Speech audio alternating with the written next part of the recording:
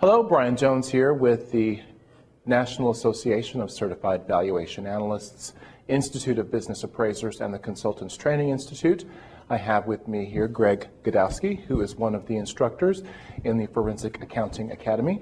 Greg, tell us a little bit about yourself and your experience. Sure, Brian. I'm a principal with a small forensic accounting firm called Financial Forensics, and I'm a certified public accountant, certified fraud examiner, accredited in business valuation, certified insolvency and restructuring analyst, and certified valuation analyst. And I'm also an instructor at the Academy. So the mission statement for the Forensic Accounting Academy is the art and science of investigating people and money. Absolutely, the two most important things in any investigation. Why are those two aspects of the mission statement combined? Well, if you think of what drives a business, there's really two things that drive a business: the people in the business and the money or the financials of the business. So when we're investigating any type of improprieties or potential frauds or really litigation matters, you always focus on the people and the money. How did you get involved in forensic accounting? I mean, what was it about it that really attracted you to this field? Well, you know, I initially got involved in the litigation aspect, and it was just a completely different animal. I love working with attorneys, working with different clients all the time.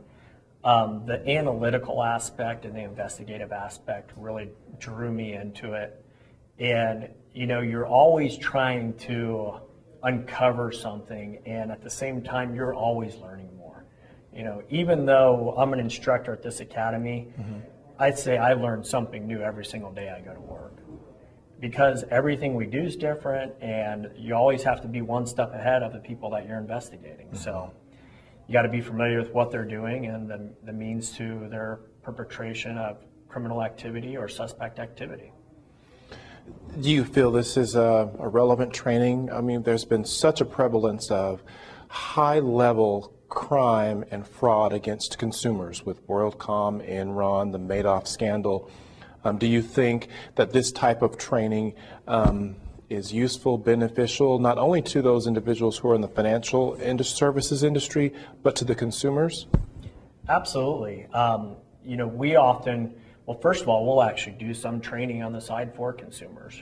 And by consumers, we mean the people who may be even victims of, you know, fraudulent activity.